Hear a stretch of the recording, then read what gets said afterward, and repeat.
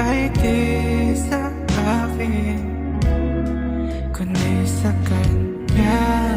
Kung paano kanya pinabalik, wala. Ba't di mo makitang ako na lang sana? Hirap na bang dumilat ang mata na puro luha? Mas piniling tiisin, masaktan ng palihim tulad ko. Mati mo lang subukan at ako naman sana.